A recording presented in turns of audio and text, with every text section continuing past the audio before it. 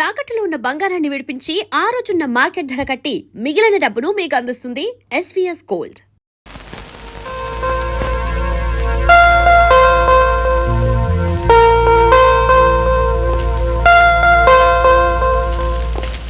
Excuse me madam. yes ఈ question papers ని ఒకసారి చెక్ చేయాలి. ఇటు ఇస్తారా? ఇవి చెక్ చేయడం ఏంటి బాబు? ఏమి లేదు, ఈ రోజుల్లో కాలేజ్ స్టూడెంట్స్ కి క్వశ్చన్ పేపర్స్ తో పాటు ఆన్సర్ పేపర్స్ కూడా సప్లై చేస్తున్నారట. Is it? Yes. What mister Rajasekhar? Yes madam, కొన్ని చోట్ల గైడ్స్ కూడా సప్లై అయిపోతున్నాయి. Is it? ఆ కేసును నా చేతులతో నేనే పట్టుకున్నాను మేడం. All right madam, everything is okay. అది సరే, మిమ్మల్ని ఎప్పుడో ఎక్కడో చూసినట్లు. అదే ఆఫ్ కోర్స్ మాది పోలీస్ డిపార్ట్మెంట్ కదండి. ఏ పొలిటికల్ మీటింగ్స్ లోనో ఏ ప్రైమ్ మినిస్టర్ పక్కన చూసినొచ్చు. Of course, maybe. చూడండి, మీ ఎగ్జామినేషన్ టైం అవుతుంది. Thank you right, exam time అవుతుంది.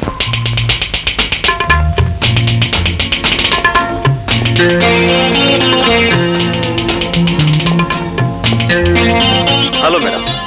హలో. Hi miss. చాలా పట్టుదలతో ప్రాక్టికల్స్ చేస్తున్నారు. పాస్ అయిపోవాలని. కాక నీలాగా ప్రతి పనిలోనూ ఫెయిల్ అవడం ఫూల్ అవడం నాకు అలవాట్లేదు. బై ద వే, నిన్న బాటనీ పేపర్ బాగా రాశారా? బ్రహ్మాండంగా రాశాను. 75కు 75 వస్తాయి. గుడ్. అన్నట్టు స్వపరాగ సంపర్కం గురించి బాగా రాశారా? ఉదాహరణతో సహా డీటెయిల్డ్ గా రాశాను. మరక్కడే పప్పులో కాలేశారు. మిగతా వాళ్ళందరూ పరపరాగ సంపర్కం గురించి రాస్తే మీరు రెచ్చిపోయి స్వపరాగ సంపర్కం గురించి అందులోనూ ఉదాహరణతో సహా పేజీలు రాసేశారు. గుడ్. అందుకు మీ పేపర్ తీస్తే ఆ పెద్ద మనిషి మీకు పెద్ద కోడిగుట్టు, ఐ మీన్ 0 ఇవ్వబోతున్నాడు. అదేమిటి? నాకు ఇచ్చిన క్వశ్చన్ పేపర్ కి నేను కరెక్ట్ గానే. మీరు కరెక్ట్ గానే జవాబిచ్చారు మేడం. కాకపోతే ఆ ప్రశ్నాపత్రమే కరెక్ట్ కాదు. కారణం, అది మీకోసం ప్రత్యేకంగా నేను ప్రింట్ చేయించి. నువ్వు చెప్పేది నిజమా? అంతేకాదు, ఇప్పుడు మీరు శక్తి వంచన లేకుండా చేస్తున్న ఈ ప్రాక్టికల్స్ లో కూడా మీకు వచ్చే మార్కులు 25కు 0. కారణం, అది యాసిడ్ కాదు, స్వచ్ఛమైన మంచినీరు. అది కూడా మన ప్రతిభే. ఇవి నీళ్లు కావు, యాసిడ్. మై గాడ్, నా కళ్ళు.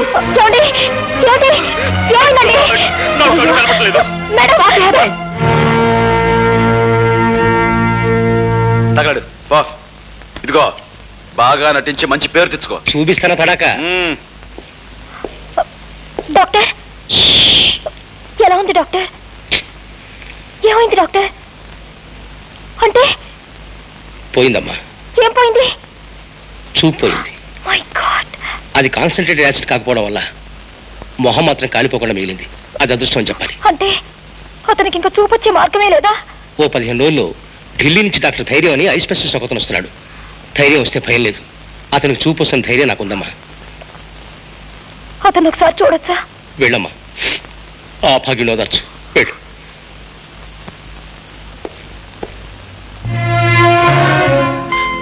ఎవరు? ఓ, డాక్టర్ గారా?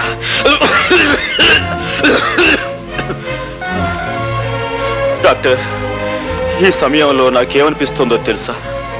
నా కంటి ముందున్న ఈ నల్లటి కాటుకు లాంటి చీకట్లో ఒకదానికొకటి తేడా తెలియక తాడుకి పావుకి, పావుకి తాడుకి, లంగాకి లుంగీకి, లుంగీకి లంగాకి, పెసరట్టుకు దోశకు, దోశకు పెసరట్టుకు, చీకటికి వెలుక్కి, వెలుక్కు చీకటికి తేడా తెలియక నా బ్రతుకంతా అతుకుల బతుకై, గతుకులు అతుకై. డాక్టర్, మీరు వెక్కెక్కి ఏడుస్తున్నారు. ఇదేమిటి డాక్టర్? ఉందా లేదా అన్నట్లుగా ఉందేమిటి మీ నడు? నేను రేఖని, నన్ను మన్నించండి. ఇందులో మీ తప్పే ఉందండి. ఆ భగవంతుడు నన్ను చీకట్లో బ్రతకమని నోట్బుక్ లో రాసినట్టుగా నా నుదుటి మీద రాశాడు. విధి బలీయమైంది. ఎవరేం చేయగలరు? ఏది ఏమైనా నీ చూపు పోవడానికి కారణం నేను. నాకు ఏ శిక్ష విధించినా తప్పు లేదు. రేఖ, అలా అనకండి. చూపు పోయినందుకు నేనేమీ బాధపడటం లేదు. కాకపోతే చూడలేని నన్ను నా కన్న వాళ్ళు చూడటం జరిగితే వాళ్ళు గుండె పగిలి చస్తారు. అలా జరిగినాడు నేను గుండె పగిలి చస్తాను. ఈ గుండె పగిలే కార్యక్రమాలు తలుచుకుంటూ ఉంటే ఇప్పుడే నా గుండె. చూడండి, ఒక 15 రోజుల్లో ఐ స్పెషలిస్ట్ వస్తున్నారట. ఆయన కళ్ళ ఆపరేషన్ చేసి మీకు తప్పకుండా చూపు తెప్పిస్తారు. అంతవరకు నేను ఇంటికి వెళ్ళలేదు, ఈ హాస్పిటల్ వాతావరణంలోనూ ఉండలేను. ఇప్పుడు నేను ఎలా? ఇక్కడ నా స్నేహితురాలు ఇల్లు ఒకటి ఉంది. ఆమె ప్రస్తుతం ఊళ్ళో లేదు, అక్కడ ఉందరు గాని. కానీ రేఖ, ఈ కళ్ళు లేని కబోది ఒంటరిగా ఆ ఇంట్లో ఎలా ఉండగలడు, ఎలా బ్రతకగలడు, ఎలా జీవించగలడు? గోపి గారు, జరిగిన తప్పుకు కారకురాల్ని నేను.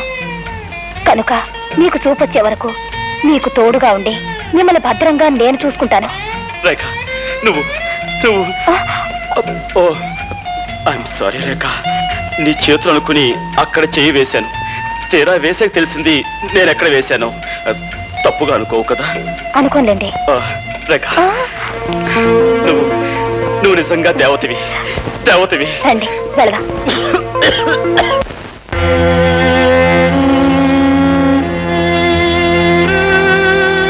వీళ్ళే సార్ 3 రోజులుగా నిరాహార దీక్ష చేస్తున్నారు. వీడు వీళ్ళ లీడర్.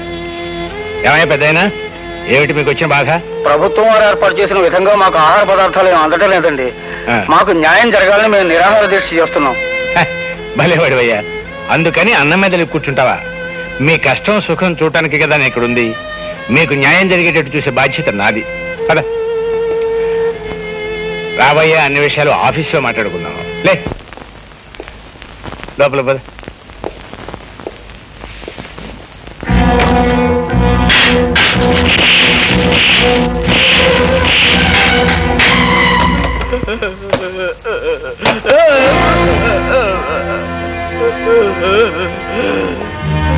మీరు మనుషుల పశువుల? ఏమిటది? రక్తం వచ్చేలా కొడతారా? అనవసరంగా అభండాలు వేయకు. అతను లోపల తీసుకువెళ్ళాం. శాంతంగా జరిగింది ఏమిటి అని ప్రశ్నిస్తున్నాను. భయపడిపోయాడు, నోటి వెంట రక్తం వచ్చింది. ఈ విషయం ఇప్పుడే ప్రభుత్వానికి రిపోర్ట్ చేస్తాను. నీకు సాక్ష్యాలు ఆధారాలు ఏమైనా ఉన్నాయా? ఏమయ్యా, ఇతను మనం ఏమైనా చేశామా? ఆఫీసర్, ప్రతి సత్యానికి సాక్ష్యం ఉండదు.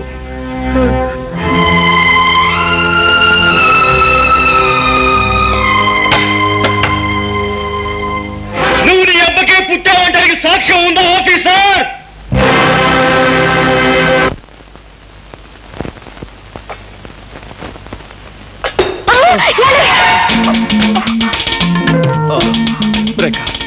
సమయానికి నువ్వు వచ్చి పట్టుకున్నావు కాబట్టి సరిపోయింది. లేకపోతే కింద పడిపోయి ఏ కాలం విరగొట్టుకునేవాడిని. దాంతో గుడ్డితనానికి తోడు ప్రత్యేక ఆకర్షణగా కుంటికాలు ఒకటి మిగిలిండేది. అసలు నా తోడు లేకుండా ఎందుకు కదిలారు? గుడ్డి పీనుగునైనా ఆకలి తప్పుతుందా, తింటం తప్పుతుందా? వంట పూర్తయిందా? ఇక్కడే అయిందండి. రండి.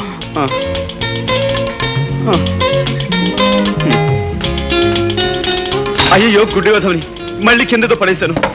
అయ్యో ప్లీజ్ మీరు కదలకండి, నేను అన్నం కలిపి పెడతాను. రేఖ, నీకు చాలా శ్రమిస్తున్నాను.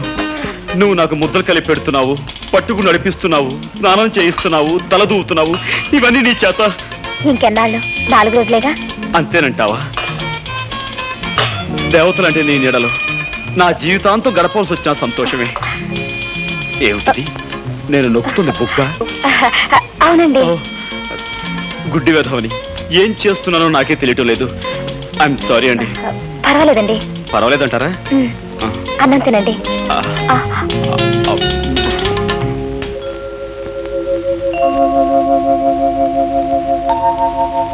ఏమండి? ఏమిటి? మీరు అక్కడే కదలకుండా కూర్చోండి, నేను ఇప్పుడే స్నానం చేసి వస్తాను. అలాగే రేఖ.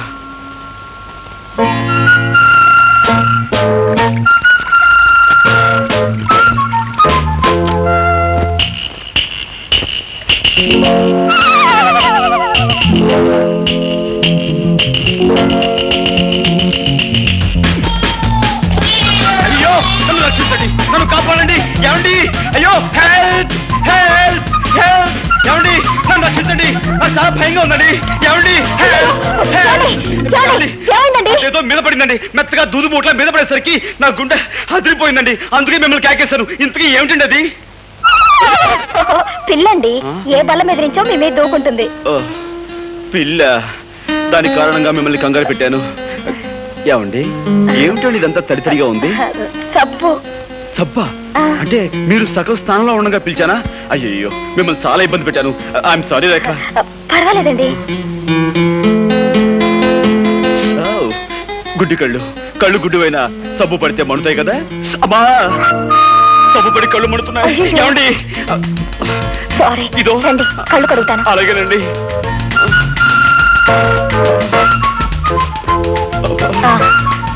ఇటు తిరగండి.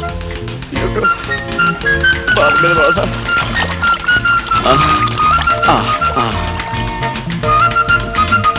అది షాంపూ అండి. ఓ ఏమండి మీరు తలంటి పోసుకోలేదా? లేదండి. అయ్యో ఇదేమిటండి, శ్రావణ శుక్రవారం పూట ఆడపిల్లలు తలంటి పోసుకోపోవడం ఏమిటి? ఉండండి. వద్దండి, వద్దు. ఏమండి, ఒక గుడ్డివాణ్ణి తీసుకొచ్చి మీరు ఇన్ని సేవలు చేస్తున్నారే, అలాంటి మీకు కనీసం ఇదైనా చేయనియండి. ఇలా చేసైనా సరే మీ రుణం తీర్చుకోనివ్వండి. ఏమండి, ఈ కళ్ళు లేని కబోదు గురించి మీరు సంకోచిస్తున్నారా? ప్లీజ్ ఎక్కడైనా సెటిల్ అవ్వండి. రండి. ఏమండి, థ్యాంక్ యూ.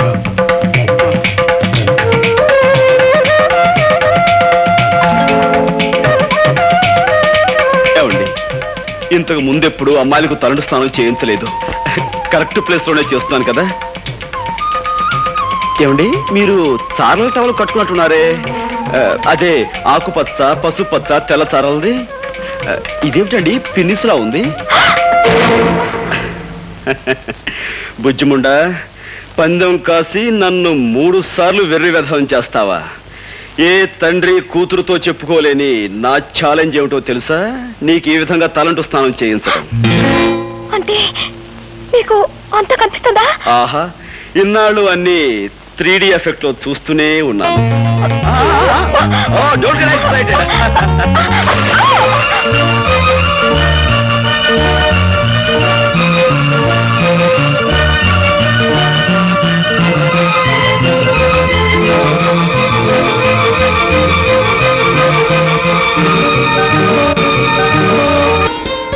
గోపి, గోపి,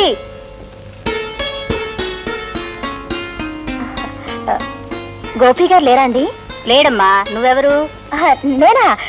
నేను అతను స్నేహితుడు. చిచి, అతను నాకు స్నేహితురాలు. చిచి కాదండి, అతను నాకు పరిచయస్తుడు. ఆయన మీకు అమ్మగారు కదండి?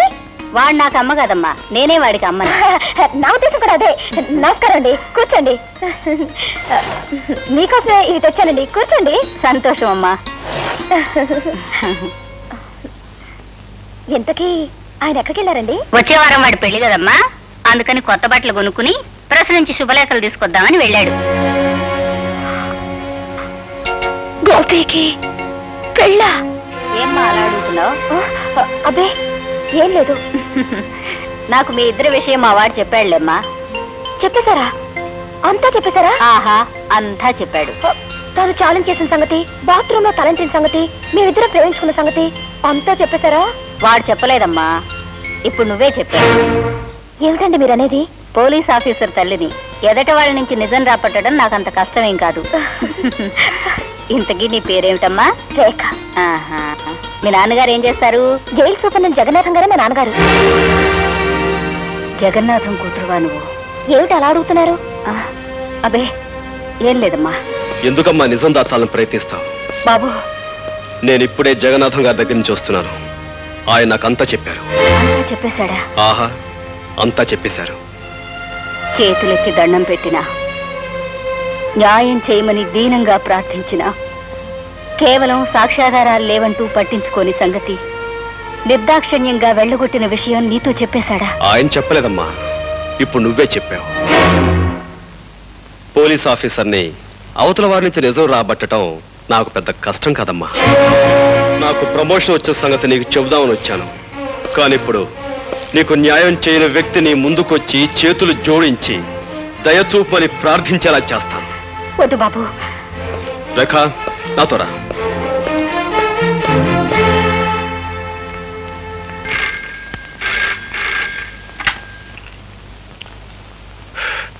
Yes Jagannatham here. ఎవరు? ఇన్స్పెక్టర్. ఏమిటి విశేషం? వాట్? నమ్మలేకపోతున్నాను. ఒక ఆడపిల్ల ఒక మగాన్ని రేపు చేయడమా? ఎలా కుదురుతుంది? కుదిరిందని అతను కంప్లైంట్ ఇచ్చాడు, చేశారని ఆ పిల్ల ఒప్పుకుంది. మధ్యలో మీరెందుకండి అనవసరంగా బీపీ తెచ్చుకుంటారు? పీపీ గారు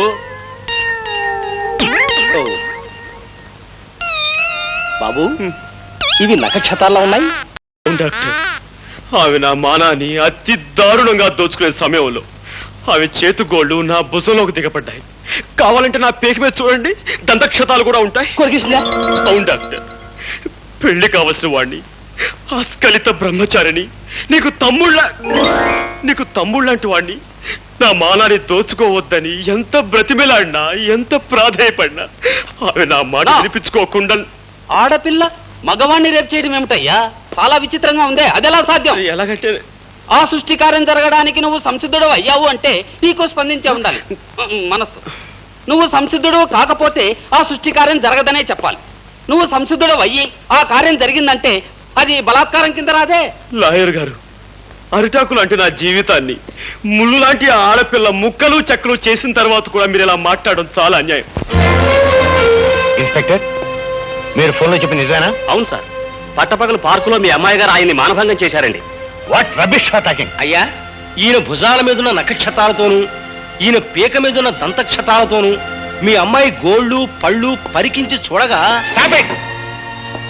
ఎంత ట్యాలీ అయితే మాత్రం అమ్మాయి అబ్బాయిని రేపు చేయటం ఏంటి? సార్, పీకే నాలాంటి పెళ్లికి ఎదిగిన కొడుకుండి వాడు అతి దారుణంగా బలాత్కరించబడి ఉంటే అప్పుడు మీకు తెలిసొచ్చేదండి. పెళ్లి కాని పవిత్రమైన అస్కలిత బ్రహ్మచారిని ఇలా పాడైపోతే తలెత్తుకుని ఎలా తిరిగేది, సమాజంలో ఎలా బ్రతికేది? కావాలంటే అందుకు ప్రత్యక్ష సాక్షులు ఉన్నారు. అవును బాబు, ఆ పిల్ల అబ్బాయి మీద కురికి చొక్కా లాగేసి ప్యాంటు పీకేస్తూ తుప్పల పక్కకు తోసిపోయిందండి. ఈ అబ్బాయి అరుపులు, ఆ తుప్పలు కదిలిపోవడం నా కళ్ళలో చూసామండి. ఈ రోజుల్లో మగవాడి మానానికి భద్రత లేకుండా పోయిందండి. ఏమిటమ్మా ఇది? నిజమా? అవును డాడీ. కర్మ, ఎందుకు చేసావు అలాంటి పని? డాడీ, యాపిల్ పండు లాంటి అతన్ని చూడగానే నన్ను నేను నిగ్రహించుకోలేకపోయాను. ఆవేశంలో అలా రెచ్చిపోయాను. జరిగిన దానికి నన్ను మన్నించండి. ఒక కన్నె పిల్లవాడిని దయా దాక్షిణ్యాలు లేకుండా ఆడదన్న అహంకారంతో అతి దారుణంగా మానభంగం చేసిన ఈ నీచురాల్ని వదిలిపెట్టాను. ఏమైనా సరే కోర్టుకి ఇడుస్తానని కోల్పోయిన నా బ్రహ్మచర్యం మీద ప్రమాణం చేసి చెప్తున్నాను. Thank you doctor. సాక్షులు రండి.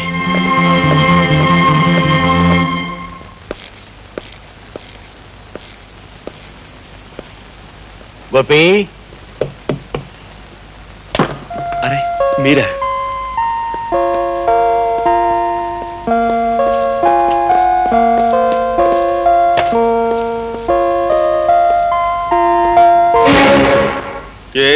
చెప్పండి.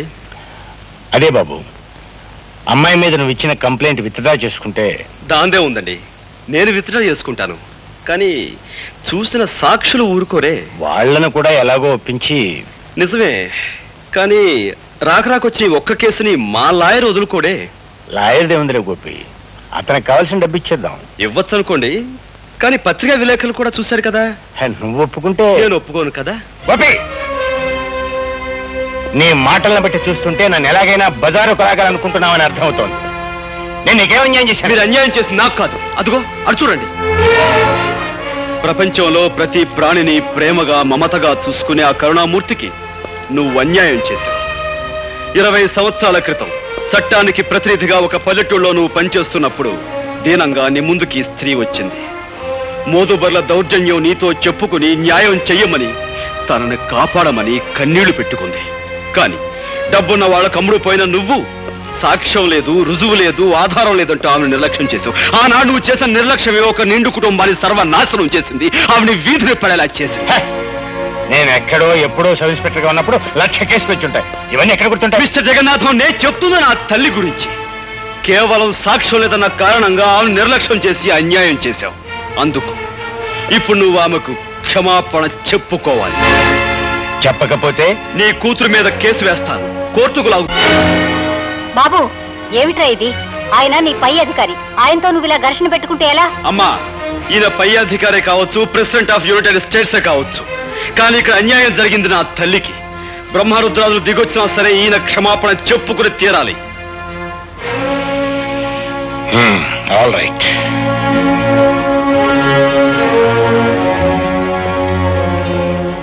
మీకు మీ కుటుంబానికి జరిగిన అన్యాయానికి నన్ను క్షమించమ్మా. సార్,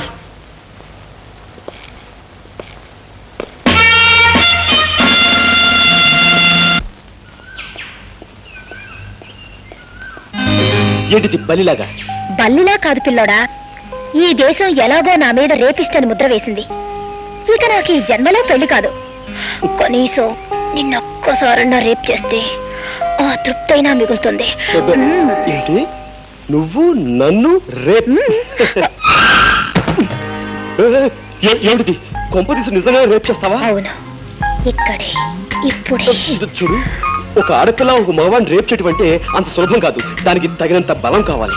బలం కావాలంటే ఏం చేయాలి? అది ఊరపిచ్చుకో లేహ్యాన్ని బాగా తినాలి. ఊర పిచ్చుకలేహ్యమా? తర్వాత మదన కామరాణి భస్మాన్ని నీళ్ళలో కలుపుకొని తాగాలి. ఆ తర్వాత ఎక్సర్సైజ్ చేయాలి, యోగాసనాలు వేయాలి, బస్కీలు తీయాలి, దండీలు తీయాలి. ఇవన్నీ చేస్తూ ఉంటే నీకు బోల్డ్ అంత బలం వస్తుంది. ఆ తర్వాత రేపు Please subscribe to iDream. Please subscribe to iDream. Please subscribe iDream. And please subscribe to iDream. For more videos, subscribe to iDream. Please like, share and subscribe to the channel. Congratulations, iDream. Subscribe to iDream. Subscribe to iDream. So subscribe to iDream Media. iDream ki iDream team andarki huge congratulations. Please subscribe iDream Media. Please subscribe to iDream. Subscribe iDream. Please subscribe to iDream. iDream అంటే నా కళల channel subscribe చేసుకున్న నోరు తిరుగుతలేదు. మీరైతే గంట గుర్తు కొట్టండి. For more such videos, please subscribe to iDream.